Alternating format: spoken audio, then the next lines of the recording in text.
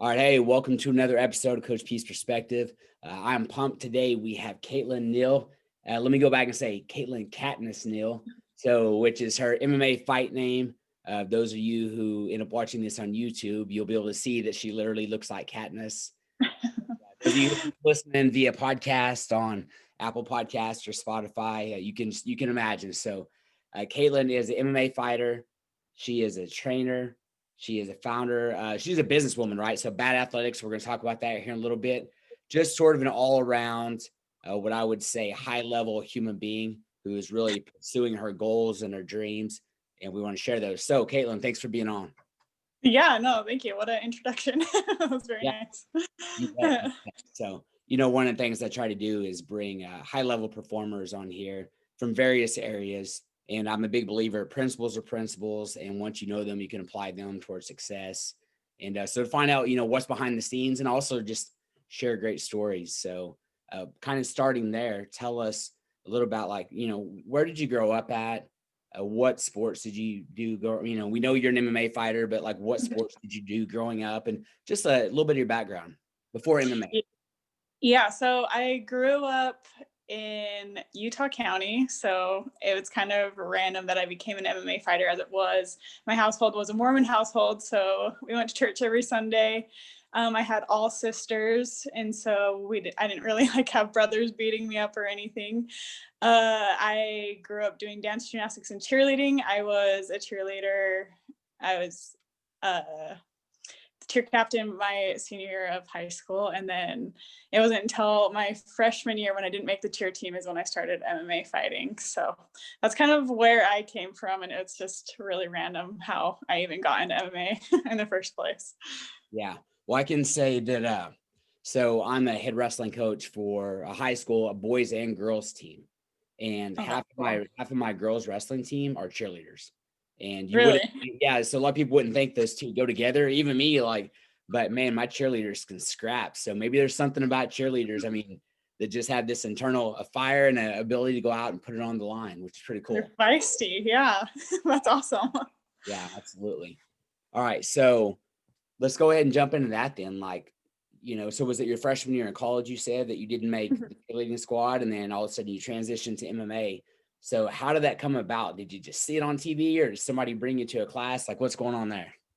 Yeah, so I knew I wanted to stay competitive. I was always very active growing up, obviously doing dance, gymnastics, and cheerleading. And my parents were always avid exercisers. So I knew I wanted to stay active and I wanted to compete in some way. So I was thinking bodybuilding or CrossFit. And I actually did 2 bodybuilding shows. But then my freshman year of college, my friends took me to some MMA fights, and there was one female fight on the card. And after I watched that fight, I was like, I'm doing that. And nobody took me seriously, but I went and found a gym. I signed up, I started training, and it was all downhill from there. I guess uphill from there.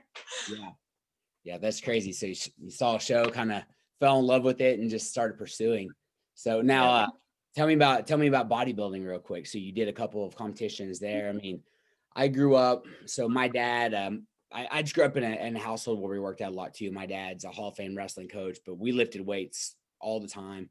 And he introduced me to sort of the bodybuilding lifestyle as a kid. So I'm probably one of the only kids. I had Muscle and Fitness magazines in my room, and I had pictures on my walls of bodybuilders. And so tell me a little bit about the bodybuilding world. Yeah, so I did 2 bodybuilding shows, and I just realized it wasn't for me. I hate dieting, and that was one of the main things of bodybuilding. So I was like, oh, probably not. But it was fun for the 2 shows that I did it, but I don't think I would do it again. But I still love health and fitness. I am a fitness coach.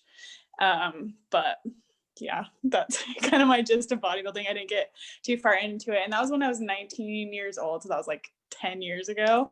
And today it has just gotten so much more crazy.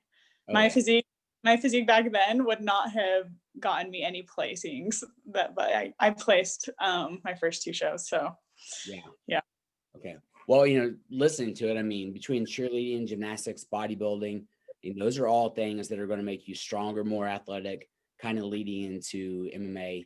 So when you started training MMA, did you find a great gym right away? Did you say like, hey, I'm going to focus on MMA specifically? Or did you say like, I'm going to do that, but also like go to some grappling tournaments, some jujitsu? Like, tell me how your MMA, I want to say training into into like actual competitions progressed. Yeah, so I knew I wanted to do cage fighting, so MMA, like everything. I started with Ricky Lundell. I don't know if you're familiar with him. Yeah, so I started with Ricky Lundell, and I stayed there for like about a month, but then I found a bigger gym because he wasn't there all the time. He was back and forth from Utah to Vegas. So I found a bigger gym called the Pit Elevated, and that's where all the huge fighters were coming out of Utah at the time, like all the UFC fighters, and that was like super fun. So I started all the martial arts that I know at the same time. So boxing, kickboxing, Muay Thai, jiu-jitsu, wrestling. And my coaches wouldn't let me take an MMA fight until I kind of like proved myself. I don't think any of them really believed in me. I don't know if I was just that bad at sparring. I don't remember myself being that bad, but I guess they saw something. So I took 3 grappling tournaments and I took first place in all of them. And so they're like, okay, maybe this girl kind of has something. And then I took a Muay Thai fight behind all my coaches' backs, and I actually got yelled at it for it before my fight because my coaches didn't think I was ready at the time. But I won that fight, and then they're like, okay, so maybe she is a little bit ready. So then I did another Muay Thai fight. I also won that fight, and so since I won all of the grappling matches and all are both Muay Thai fights, so like, okay, fine, you can take an MMA fight. So took my first MMA fight. I won it second round submission, and that's kind of how it all came together. Okay. And how many MMA fights before you went pro? I had, so the 2 Muay Thai fights plus 6 amateur fights. Yep. So, all right. So before we move off the MMA topic, what's your sort of ultimate goal there? Are you still training like, hey, I want to make it to the UFC? Are you like happy with Invicta? I mean, like where do you want to go ultimately? The big dream, the scary one. Yeah, so ever since my amateur career, I've had 8 pro fights so far. So I fought on Bellator, I fought on Invicta, and now I'm signed with LFA. And I fight for LFA, which is awesome because it's a feeder promotion into the UFC. All of my teammates that fight or have fought on LFA got on the Contender Series this year, and 2 of them got UFC contracts. So it's kind of cool to watch that. But yeah, my ultimate goal is to make it into the UFC. That's kind of my one dream, is to be in the UFC. Very cool. So yeah, then those are all great promotions. So Bellator, Invicta, and LFA, and yeah, LFA has become an absolute feeder. Oh yeah, UFC, which is awesome. All right, and then as far as training goes right now, because I know that you're also a fitness coach and trainer, and then we'll talk about bad athletics here in a little bit. But what is and I think I saw something about you had a knee injury at some point. But so what's your training look like right now? Yeah, so I am recovering from an ACL surgery. I just got surgery on my ACL 4 months ago. And before that, I tore my meniscus in my opposite knee, and I had surgery on that. So I got surgery 2 Septembers ago on my left knee, and then I did all the physical therapy and recovery for that. I probably got in 1 good month of training, and then I tore my ACL. So I've been out, and by the time I am able to fight again, I will be 2 years laid off. So I'll have a little bit of ring rust by the time I'm back in there, but I am like super eager to get back in there. So my training right now is just like physical therapy 3 times a week, lots of weight training, and I'm slowly starting to add in a little bit more agility and running in right now. Yeah. All right. Yep. I've had both those surgeries, and yeah, not fun. Yeah, especially the ACL surgery, not fun at all. But I work with a lot of athletes. I do mindset for a lot of athletes around the nation, and we just focus on the things you can control, and don't worry, don't put emotional energy and effort into the things you can't. And yeah, so like you said to me, you're working out, doing your physical therapy. I mean, there's a lot of things that you can do, but it sucks when you have goals, and especially when you're like you're on the go person. So it's tough. It's true. And plus with the whole COVID thing, like fighting is the one thing that is still going right now. So it's like kind of like nails on a chalkboard, because a lot of people at my level are getting like put in the UFC short notice fights because people are dropping out because of COVID. So I'm like, dang it, this is not good timing. Yep. Yep. So, but it's weird how things work out right. Yeah. And COVID has not been fun, still not fun, but there are things that I think a lot of people have jumped into and really focused on during that time because they had more time. So now let's kind of talk about like fitness, fitness coaching and training. How did you get into that world? Just because you love working out and the way you grew up? Yeah, the way I grew up watching my parents being so active and like avid exercisers, I thought personal trainers were like the top of the top. That was like the coolest job to have. So I always knew I wanted to be a personal trainer, until I realized how much money they made. And I was like, oh, maybe not. But then I got into it online, which you can reach a lot more people that way. And so I do a lot of online workout challenges, and so that's been fun. And I do still teach group fitness classes, which I really like, because I still like being in person, like one-on-one with people and having that like energy and atmosphere. But it's way awesome to be able to reach people like across the world and help them with their nutrition goals and their health goals. Yeah, absolutely. Yeah, training it's awesome. I have a lot of friends that are trainers, and at one point, I thought that maybe that was the route I would go, but yeah, it's a ton of work. You don't get paid a whole lot, like you said. I mean, you got to really grow your business and put a lot of energy and effort into that. But those who have been able to pivot immediately and jump into the online world, because especially when COVID hit, those are the people who were able to have a lot of success really fast. So is that something you were already doing prior to this whole COVID period? Was the online training, or did you jump into that or just ramp it up? Yeah, no, I've been doing online training for probably 6 or 7 years now. So I've been doing it for a hot minute. So it's been nice to be able to have workout challenges that people can do in their homes when they're like really needing it right now. Absolutely. Yeah. Yes. And you have a big advantage, over a lot of people especially if they're a trainer and they have no technology background, things like that. And they're trying to figure out how to change their own game a little bit so that they can survive, right? Or even thrive. So this is a time that you could thrive. Oh yeah. Yep. It's been awesome actually for bad athletics specifically. Like our business has really grown ever since COVID came, or yeah, COVID started, because I guess people are like more looking for those at-home workout challenges and ways to stay busy or like have something to look forward to or set goals right now. So I feel like that's like really helped them. Yeah. Okay. So you mentioned it. Let's go ahead and jump over there. Bad athletics. All right. So bold and determined. Am I right with that? Yep. Okay. So bad athletics. I mean, it's tough for a lot of people. Like you are a brand, like you yourself are a brand. But they Yep. have bad athletics as a brand. But it's tough for a lot of people to make that jump and really jump into a big business and start a brand like that. So tell me like the genesis to where you are now and your vision for the future with bad athletics. Like how did it all start and Yeah. where can you go? So I used to work at a supplement company, and that's kind of how I started doing the online workout challenges. And the company sold, and then a different ownership took over, and it was just a not fun environment to be at anymore.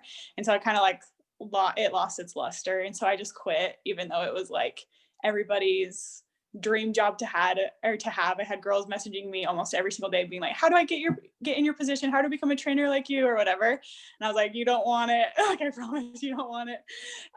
But yeah, so after I quit that, I was like, I still want to do that, but I want to bring my own fun environment back to what it was when I first started. So after I quit, I was like, I could do this. And I started my own company, supplement company, Bad Athletics. So we do online workout challenges. We have a meal plan or a meal guide, and we sell supplements through that to kind of help guide people and help them in that way.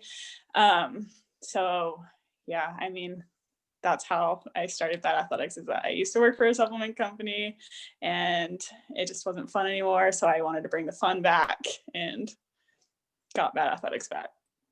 Yeah.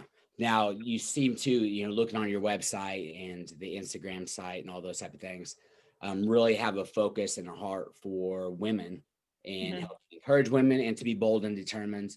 So tell me about, the whole thought process behind that with Bad Athletics. Yeah, so especially with fitness and women, women are treated so poorly or like told really toxic things. And I don't think they understand that they're being told that. Like they're being told to go work out so they can find a man, or so they're going go and work out so that they can look a certain way, or go work out so that they can have a bikini body so that they can be looked at, rather than to go and work out so you feel good, go and work out so you can be stronger, go and work out so you can take control of your health or your mental stability or whatnot. And so we kind of wanted to go through and help women specifically with that. I know that does happen with males, but it's like a little bit more prevalent in women. So that's kind of why that's my focus is women. And also with MMA, the women's are so underserved. Women are so underserved because, like, if you look at all of the MMA brands, it's like if they have a women's section, it's the men's clothes but smaller.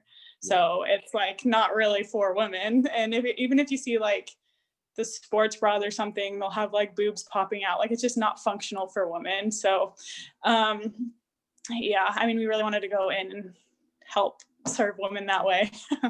Yeah. No, I love it. I mean, first off, I got a mama, I got a sister, Mhm. I have a wife, and I have two daughters. And then I coach ladies too. So my Yeah. wife's actually a volleyball coach. I help train. I do all their strength conditioning in their off season, and then I coach women's wrestling. So for me, whenever I see a brand like this that's really trying to empower women, and like you said, and not um, sexualize or downplay or anything like that. I mean, as soon as I kind of like read through your website and looked, I'm like, this is awesome. I love this.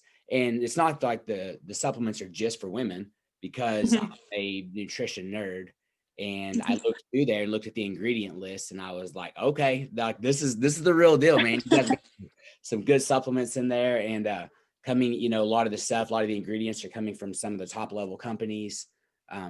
Anyway, so as I look through, I'm like, okay, Bad Athletics is the real deal, and then the focus here seems to be it's like you have your niche, and it's a very positive one, and it's something that I hope just grows and grows and grows. And I mean, it's already big, but I think it'll continue just to take off. So I admire that. I think it's great. Thank you. I appreciate that. But also with like our supplements, we don't have any ingredients in there that's like specific to women or for women. So like men can totally take it. I will have men message me and be like, hey, so don't tell anybody, but I take your protein. Or they'll be like, or I'll have women message me and be like, can my husband take this or will he grow boobs? I'm like, no, we don't put any estrogen in there. He's fine to take it. You got it. Yeah. Yeah. That's why I said whenever I kind of saw the focus and everything, and then looking at the supplements, then I'm like I said, these are legit ingredients, man. I mean, these are things that so like I said, I'm a nutrition nerd, and I've been using supplements for years and years. And I'm like, okay, I'm going to get on some of this stuff. I'm going to have to jump on here and try some of these products. And Yeah, no. yeah, so Super high quality. I try to make them like the highest quality that you can get.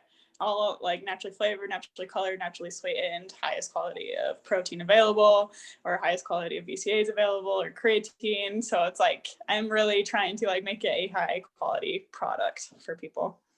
absolutely. Now, how much work goes into that? I mean, just the creation of the products. I mean, do you have teams that you're working with? And I mean, tell me about the creative process when it comes to making some of the best products. Yeah, so in the beginning it was like all me putting like everything together, and like I had one guy that I would like talk to a little bit, and then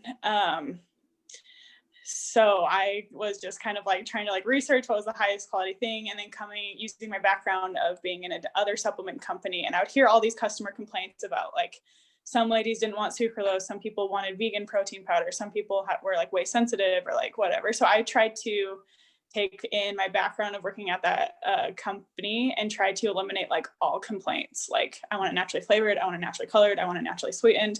I don't want anybody to feel like they can't take it because we added like one wrong ingredient in there. I wanted like people to actually want to take it. And so in the beginning, it was more just me and kind of like going off the knowledge that I had.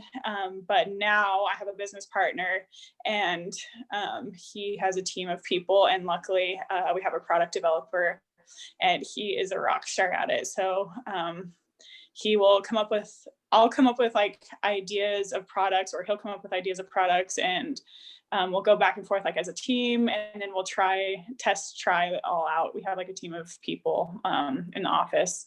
And so we sample all the products, we find all the ingredients we like, and he does like all the research behind every single ingredient. He finds like all of the studies that have been done, and he's just like crazy with it. He does way better than I ever could. So I really trust him with that.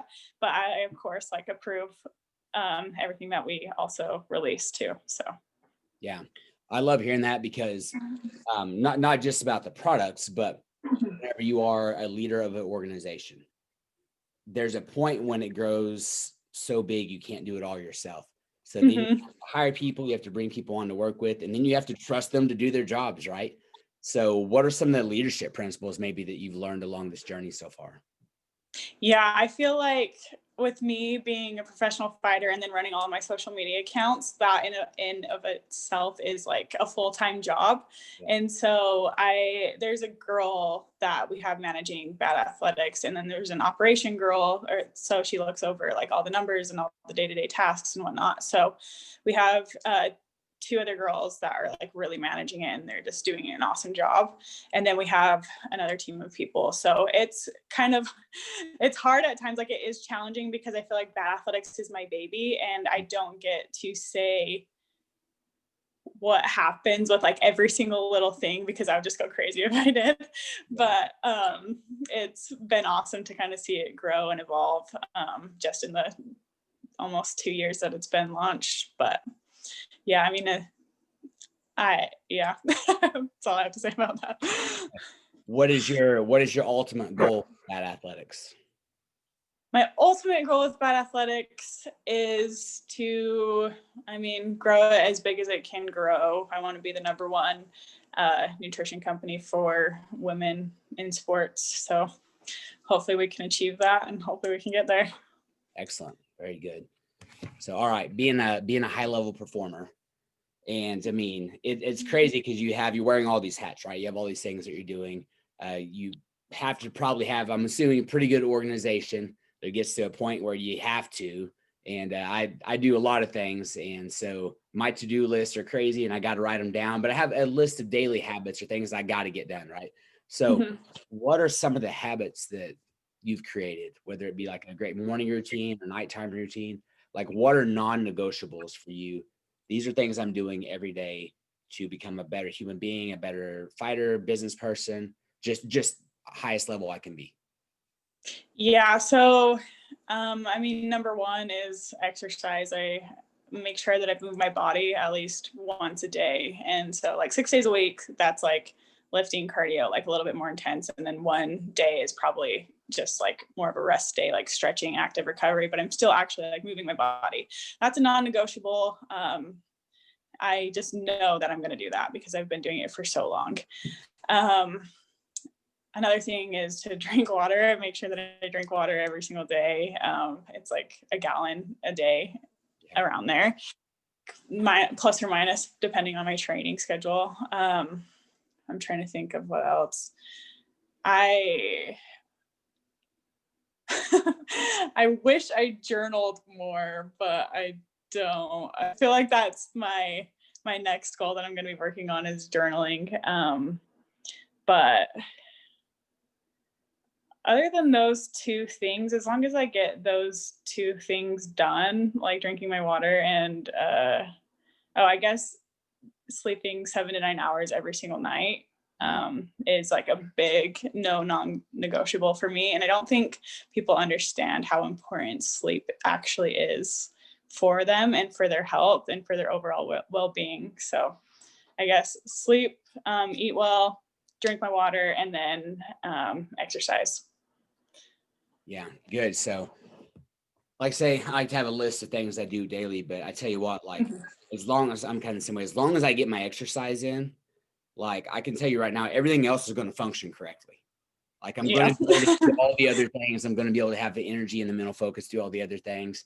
If I go more than one day without exercising, my wife doesn't like me very much, and it has nothing to do with physical appearance. It's just, I'm a much nicer and better person if I've worked out and exercised. And anyways, yeah, so those things just run a lot smoother.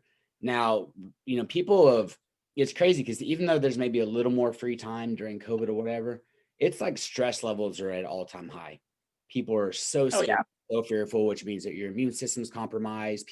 Sometimes people aren't sleeping well, or I think a lot of people like to have a schedule, and maybe now they're having to work from home, and so they're trying to figure that out. So stress relief is big. What are some of the things that people out there, so looking at the fitness coach and trainer side of you, what are some of the things that people can be doing to reduce stress, to maybe boost their immune system and just feel better, like with all the madness going on out there? Yeah, I mean, I feel like those are what I said with my habits. It's like making sure that you are getting 7 to 9 hours to sleep every single night. That is so crucial to hormone regulation, and your body recovers, and it just there's so many different things that go into there, like balancing your hormones and stuff. And so 7 to 9 hours of sleep every night. Move your body once a day. It doesn't have to be like rigorous exercise if that's not your thing. You can go out for a walk, you can stretch, you can do whatever, just as long as you're moving. I highly recommend that at least like once a day, and being intentional about that.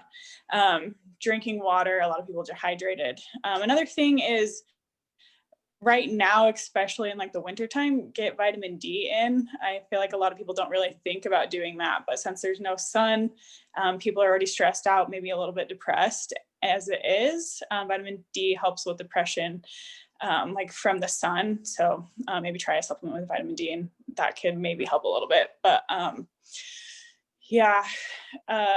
more stress relieves, talk to people, reach out and talk to people, talk to your mom, talk to your best friend. I've done that more now than I ever have. Kind of just like open up, and it's okay to be scared. It's okay to feel these feelings, but make sure you are feeling your feelings and not just numbing yourself. I know there's times when I will like read something or whatnot, and I'll get like a lot of stress or anxiety, and I'll just go numb myself by like watching TikToks or something, instead of actually confronting that feeling and understand why I'm feeling that way or whatnot.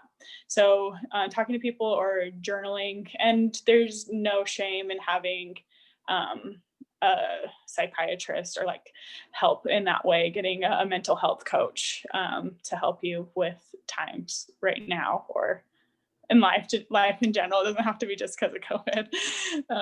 But yeah.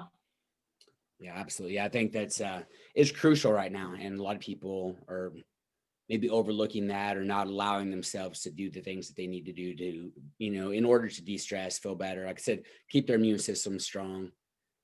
I got to know, owning a supplement company, because again, I'm a supplement nerd. What is your daily regimen? I got to know what, Kaytlin Neil's daily regimen is for supplements. Daily regimen. Okay, so right now I wake up, I take a multivitamin and vitamin D, and then I take pre-workout, I go and work out, I come back, take my protein shake with some sort of carb, and then if I work out again later in the day, I'll drink BCAAs mixed with creatine. And yeah, that is the whole regimen right now. Okay. If I feel like I'm lacking something else, I'll go and grab something else, but yeah, it's the main thing. Okay. And then what about, there's all kinds of eating plans out there. People say, eat 5 or 6 times a day. Some people say only eat twice a day, intermittent fasting, and there's a lot of things out there. Just what works for you over the years. I mean, as you went through bodybuilding, MMA, but the main thing is you are a high level athlete. You know your body better than most people do. And you just have to whenever you train all the time. So the way you eat, what works for you?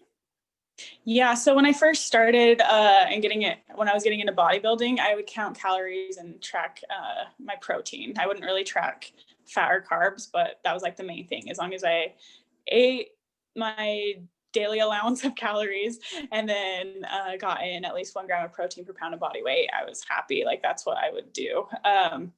And as I kind of like evolved into like an MMA fighter, I don't track my foods anymore just because I would go absolutely nuts if I tracked it all the time. So I generally eat healthy. Like, I eat a lot of eggs. I eat a lot of protein. I eat a lot of lean meats, veggies. I could be a little bit better at veggies, but I try to get them in. And then like whole grain carbs, oats, and whatnot. So I try to eat like a well balanced diet. And then you just got to eat slowly till you're like 80% full. And just eat when you're hungry. I don't necessarily eat like mapped out meals. I used to when I was bodybuilding. I was a lot more strict on that. But and I think at the beginning of any kind of health journey, you do need to be strict on what you're doing, whether it's like you're counting calories or macros. You need to go through like a time where you are strict so you can learn it, so you can be a little bit more loose and flexible, so you can eat more intuitively. And when you eat more intuitively, you actually, like, opposite to what people think, is you actually crave healthy foods and foods that your body actually wants to like nourish itself. It's not all just like eating donuts or pizza all the time. I mean, you still eat those, but it's like in moderation every once in a while, right? So so when I have a fight camp though, I'll go back to tracking my calories and making sure I get in enough protein just so I can make weight, because I fight at 125 and right now I'm 145, and that's typically where my body sits at. So making 125 is like really hard for me. So I have to make sure that I am counting the calories and getting in enough protein so my body has like enough food to recover, but also like I'm still losing weight up to the fight. Yeah. Yeah. I like what you said. You know, you've been doing this so long, it's intuitive now. But for some people who are maybe just starting a health journey, being more strict. And I know I don't count calories, haven't for years, but I was a competitive wrestler my entire life. I've wrestled over 1,000 matches. And I think like just so long eating so well and having to cut weight and all those things. It's amazing when you have to cut weight, because you could feel great, and the second you have to start cutting weight, you're like, I'm freaking starving. You know, Yeah. so mental. And I think a lot of times when people count calories, it becomes so mental for them because they're always so worried about it. And it's like, instead of having it like, hey, here are healthy things I can enjoy, you feel like restriction mode. So it's like, oh man, I can only have this many calories. And so you have this mindset of like restricted. Then you always feel like you're hungry, or you're always thinking about it. It's like you said, you can drive yourself nuts. It's true. Yeah. I totally relate to that. Yeah. So it's a fine line, a unique process. I understand everybody's body is different. You do any sort of fasting at all, intermittent or longer fast? No, not really. I mean, if I'm not hungry in the morning, like if I ate later the night before, then I probably naturally just like won't eat until 12 the next day. But it's not because I'm like trying to intermittent fast or anything. It's just because that's kind of how the day went, you know? Yeah. Yeah. I like hearing that, because you are a fitness professional and, again, high level athlete, but you know your body, and it's some people jump from like diet to diet, thing to thing. And I'm big on staying consistent. And again, once you eat consistently well, let me say that, for a long period of time, it kind of becomes intuitive, which I think is, and you're not having to worry and freak out about it all the time. So yeah. And then it's nice to know like how your body functions on certain foods. Like if I eat oatmeal and eggs for breakfast, I feel so much better than if I were to eat like pancakes and syrup or something. So it's good in that way too, just like focusing more on how you feel instead of like, or how the foods make you feel instead of what you're actually eating. Because some days, there are days where I'm like, I really need a cookie right now, and that cookie, like, I'll go and eat it. I'm like, that made me feel awesome, and I don't like regret that one bit. I'm like, that was great, that's what I needed, and then I move on. yeah very good. I love hearing that, because it's real, right? It's real, it's transparent. It's not something where everybody feels like so much pressure to always eat just great 100% of the time, or to look a certain way. It's like, hey, here's my goal, I'm going to go for this, I'm going to try to stay really consistent, but I'm not going to just freak out if I ate a cookie, because like you said, sometimes it makes you feel good. I mean, it really does. But there are other times, I know for me, like, it's easy for me not to eat bad foods a lot of times because I don't like the way they make me feel. And so I think like, I really don't want to feel like that, I'm not going to eat it. But there are other times that my mother-in-law makes chocolate chip cookies, and so I got to eat chocolate chip cookies. It's true. Yeah, there's a pizza place in Utah called The Pie, and every single time I eat there, it's delicious, so good, best pizza ever. But every single time I eat there, I just feel like garbage. And so there's like a point where it's like maybe once a year I'll go there, and I'm like, okay, this is my one time a year. I know I'll feel crappy afterwards, but I gotta enjoy my favorite pizza place. Yeah. So, all right. Well, I like to ask everybody this question, and it especially applies to athletes. Okay. I call it fast feet because we got to have quick feet as athletes. Okay. You can answer all three, or you can just choose one and then expound upon it. I want you to tell me about either a highlight, a hero, or a hardship in your life. Okay. Highlight, hero, or hardship. And then just expand upon it as much as you want. Whew. Okay. Highlight, hero, or hardship. I would have to say I'll go with hardship. Okay. So when I didn't make the cheer team, I grew up as being a cheerleader. I thought I was going to be a professional cheerleader. I knew I wanted to be a professional athlete. And when I didn't make the college cheer team, I was like, what on earth just happened? I always made varsity, or I made varsity as a freshman. I was captain my senior year. I was always on like all-star teams. I was always like front and center. So I was used to like winning in cheer. My team always won, and every competition we ever went in, we would get first place. And so I was like, when I didn't make the college cheer team, I was like, what the heck? I was like, how did I not make the college cheer team? And I felt like so rejected. And it was like really embarrassing for me to go back to my high school team and tell them I didn't make the college cheer team. And so that was like a really low point in my life. And plus, when you graduate high school, you're moving on to college. You just go through this weird transition period as it is. So you're like kind of trying to find yourself. And now that I don't identify as being an athlete or being a cheerleader anymore, I'm like, what am I? But then that came to be one of the biggest blessings I've ever been through, because then I found MMA, and MMA has opened so many more doors than I think cheerleading ever would have. So just if you are going through a hard time right now, if anyone's listening to this, whoever's listening to this, and you have been like rejected or shut down, just know like bigger doors are opening for you. There's a reason why that didn't happen. Yeah, I absolutely love hearing that, because we all go through hardships in our life, and so many highly successful people, you know, they say, okay, man, like I went through the hardest point. I was in a valley here. And then, but out of that, hindsight's 2020, I can now look back and like you said, that was a blessing.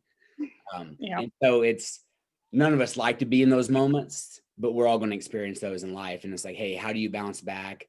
And then how can you have the perspective to just keep on moving forward, find that next thing, and then go. So I absolutely love that. That's good. Now, if you were looking at athletes, okay, and this is just sort of like a little offshoot question real quick, but if you were looking at athletes and kind of comparing your journey, would you say that you're training in cheerleading, bodybuilding, or maybe not just MMA in general, but like you could pick any of the martial arts, which have probably been the most taxing for you, and then which have been the most enjoyable? And maybe it's the same.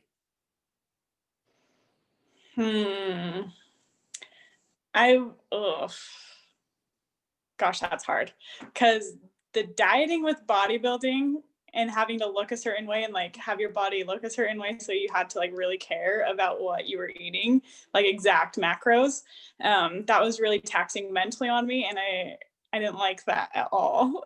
So, but as far as like physically taxing, I would have to say wrestling is like one of the hardest things I've ever done. If you have like a strict wrestling practice, it's so grueling, so hard. I don't know how high school boys do it. Like I'm like complaining as a 20-year-old, 28-year-old doing it. So I'm like, kudos to all wrestlers. Now that I know what you like, I have a little insight of what you go through. And that's like maybe one day a week that I'll get that wrestling training in. So yeah, definitely wrestling is the most physically taxing.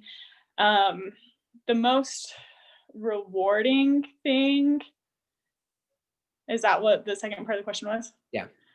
The most rewarding thing has to be fighting, like MMA in general, because, or I would have to say sparring or fighting, actually fighting, because you are challenging yourself physically and mentally, and um, it's one of the hardest situations that you can put yourself through. So it's like there's no way that you can't grow from it, because no matter if you lose or if you have a bad sparring match, you're going to learn something from it.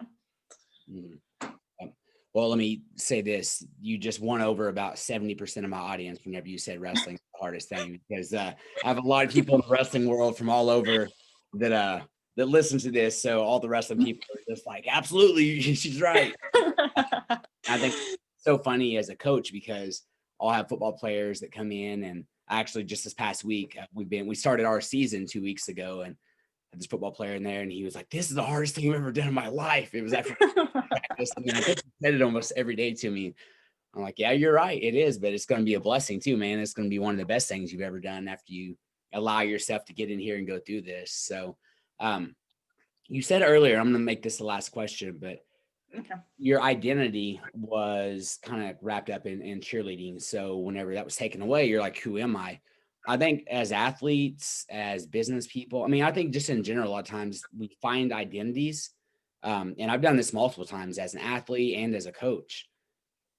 And so when you lose, all of a sudden you're like, who am I? Or when it's done, so when your career's done, who am I? How important is it for you now as a fighter and as an entrepreneur, whatever, not to make those things an idol or your identity, but to like actually know who you are as a person? Tell me a little bit about that. Just your thoughts in general on that. Yeah, no, I mean, it's still hard for me to balance because I'm currently in like the middle of like my fighting career, right? So I have to realize that I bring so much more value to the world than just MMA fighting or just being a businesswoman or whatnot. Like, I am a good sister, I'm a good daughter, I'm a good friend. Um, there's so much more to me than just being an MMA fighter. And Mm, so I have to constantly remind myself that, like, if I do lose a fight, not everybody's going to hate me, right? They like me as a person too. So it's kind of reminding myself of that I'm more than just a fighter. I bring more to the table than that. absolutely. Yeah. Because it's a lot of pressure as an athlete, whenever that's what your identity is based on. Like you said, then if you do lose, then all of a sudden, like, you question yourself so much. Mm-hmm. I always have to tell my athletes all the time, like, hey, the people that really matter, they're going to love you win or lose, right? Regardless, mom, Yeah. dad, family, good friends, teammates, win or lose, they're going to love you. They'll hurt with you as well, during that process. So it's something that I think we all got to think about and not let our identities be wrapped up in just wins or successes or the thing that we see ourselves as. I mean, I see myself as a wrestler and as a coach, right? But Yeah. also, like you said, more than that in life. So, as we're wrapping up here, Kaytlin, I just want to tell you, thank you so much. And how do we follow you? How do we follow Bad Athletics? Tell us your socials and all those things where we can follow you, and websites. Yeah. So my Instagram is Kaytlin Katniss MMA. My TikTok is Kaytlin Katniss MMA. Facebook, also Kaytlin Katniss MMA. And then my Twitter is just Kaytlin Katniss. I'm not super active on Twitter, but those are all the platforms for me. And then Bad Athletics is badathletics.com. We also have an Instagram that you can find through my Instagram. It's in my bio. So, Okay. I'll yeah. make sure to put all those in the show notes. I'll go check out your TikTok. So just over quarantine, my kids got me. I'm actually a really good dancer. I can break dance and stuff. And so my kids just got me doing TikToks a little bit. So over quarantine, I did a few little dances, a few little things. I'm not big in TikTok. Thanks. Kind of played around with it, and I just get on and watch for entertainment sometimes. But Yeah. it is a fun platform. It really is. So you dance on there? Like, you have your own TikTok? Yes. Oh, that's awesome. I'll have to follow you too. Yeah. Yeah. My TikTok content is like completely different than all of my other content. It's like the real behind the scenes Kaytlin, just of how like maybe weird of a person I am, how goofy I am. So on Instagram, I'm a little bit more serious and professional. Yeah.